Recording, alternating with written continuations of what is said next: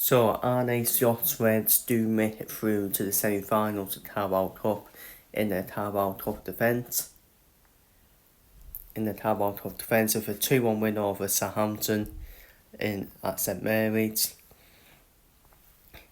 And it was down two halves, you would say. You're probably down two halves. Liverpool probably the better team in the first half, which is where we scored the 2 goals. We made chances, wholesale chances as starting 11. Of course, I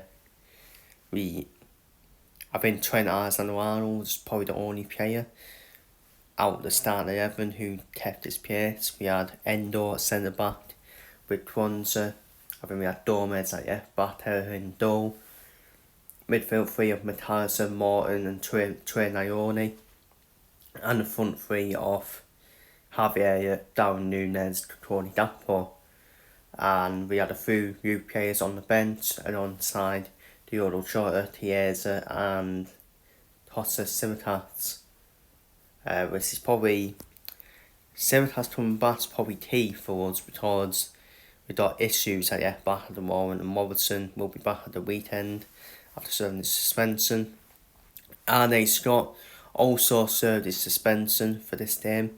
He sat in the stands, but that's a good thing. We still got the win, didn't we? And look, we were probably expected still to get the win despite Southampton. Now I've got a new manager with Russell Martin getting sacked. Obviously, they've not got a new manager yet. Southampton, not hesitating in charge. So I always thought it would be a tight game once that happens. You just never know. Unpredictable as well. But yeah, it was job done in the end. Very nervy at the end because Southampton were going for that equaliser. We made hard work of it in the second half, in my opinion, but Darwin Núñez, David Zaid, of course. David Zaid, Alexander-Arnold's through ball. I think it was better than that who got a toss to it, and that allowed Darwin Núñez to be 1-on-1 through and goal. And he couldn't miss, did he? He couldn't miss. He had all the time in the world just to put it in the back of the net, and he did. And that was a shock, wasn't it? Darwin Núñez finally stole an easy chance. Because I still wasn't confident when he was through on goal until it went in the back of the net. And we doubled our lead through Harvey Elliott, who played well, I thought. Harvey Elliott. Good strike, good finish from Harvey Elliott. On his weak foot as well. On his weak right foot as well to make it 2-0. And now we're all thinking to ourselves, yeah, this should be an easy night now. Easy night. Chilled out night. But Southampton got a goal back with 30 minutes remaining. Through Taranata. Cutting in on his right foot. It's poor, really. It's poor. You shouldn't be getting him cutting in on his right foot. Good finish, don't even want very good finish, but we saw why Tyler Morton was at right back. You can tell Tyler Morton was at right back when Taranata was cutting in and storing that goal. Because it's not Tyler Morton's position, simple as that. And it did make it a bit nervy, but I just don't think Southampton did enough for me. After that, didn't hit on enough. I know they had a few huff and puff chances near the end, which were like crosses in the box. But they were huff and puff, really. They weren't really dangerous chances, were they? The only dangerous chance they did have was probably the seventh Terra. I forgot who had the chance, but it was straight at Terra. But then I think that was down to Liverpool, though, down to us making it hard work. It's always a case, people, isn't it? It's always a case. Whatever what team you support, they always make it hard work. And that shouldn't have been hard work last night.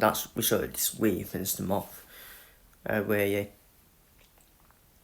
And but it's job done. Win the semi-finals, Carabao Cup. Everyone now is under a tough tie, regardless. Everyone's under a tough tie. Arsenal straight through. Last night it's Crystal Palace. Yeah, I know W. Hayes stole a hat-trick, but not being funny. from what I've seen, it still wasn't good signs from Arsenal that they were 1-0 down to Pirates. And who would have thought Eddie Nketiah stormed his former club as well as a concierge and all. So they still made it hard work, Arsenal, and I don't think Arsenal's line-up was acceptable in my opinion, because I think that was Arteta still trying to throw the cup in the bin when he should be taking it seriously, because I don't think they're going to win the Premier League. They're not going to win the Champions League in my opinion. So they should start winning the cup. But by the way, the Carabao Cup is beneath a club like Arsenal. So it's funny how the heads turn now, doesn't it? Now they're through the semi-finals. So I know we're talking about other clubs, but we may as well. So they're in the semi-finals. I think we'll get Arsenal, personally. I do think we will get Arsenal in the semi-finals. It's just written. It's just written for me. And in past history of the Carabao Cup, we do always get Arsenal in the semi-finals, stage. 2021-2022 season, remember that. So I just don't feel we'll get Arsenal in the semi-finals. But I don't care. I don't care who we get. I'm confident. I'm confident we can still retain this trophy, to be honest with you. And yes, see who goes through between Spurs and Man United tonight. I can see Spurs going through. I can. Because Man United will get overhyped over that Man City result and not looking at the bigger picture. I think Spurs can beat them. And I actually hope Spurs play the strongest team tonight, because that'll be good for us on Sunday when we go to Spurs. Because we want Spurs to be tired, don't we, going into Sunday. And Newcastle, very good win for Newcastle. They beat Brentford. I predicted Brentford to win on penalties. Brentford are just shit away from home, aren't they? They are really bad away from home, Brentford. So, but then that was much needed win for Newcastle. I think Eddie Howe needs to do something as well. He needs to win a trophy with Newcastle, or he needs to still finish the hooping places to even for where Newcastle are at now as a football club. So yeah, that's my thoughts on them games. In terms of one of the match from our game, I thought Endo was quite good. I thought Endo did a good job at centre back, to be fair. I'm trying to think. Terher, good in goal, did what he needed to do.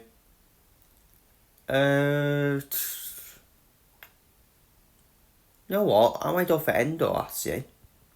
Yeah, I'm going to go for Endo for my man of the match. Playing out of position. He didn't look vulnerable at all at centre back. Obviously, when we were on the attack, he wasn't playing centre back. He was obviously being that extra midfielder. So yeah, I'm going to go for Endo. I'm going to go for Endo as man of the match for doing a good job at centre back for me. Twenza, I think Twenza was quite lucky not to be sent off. If he would have had VAR, he would get a red card, denying Dorstone an opportunity. So we were very lucky on that. But apart from that, he had his iffy moments, Twenza, but I thought he was okay. But yeah, I would go for Endo. For man of the match. Playing out of position. And Arne Scott, even though he was in the stands, he finds solutions, doesn't he?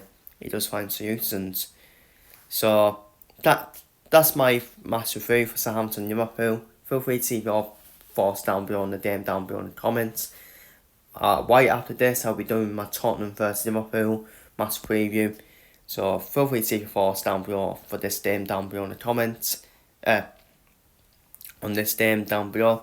And see you on the next one as Arne Slot's Reds door marching into the semi-finals of the Carabao Cup in the Carabao Cup defence.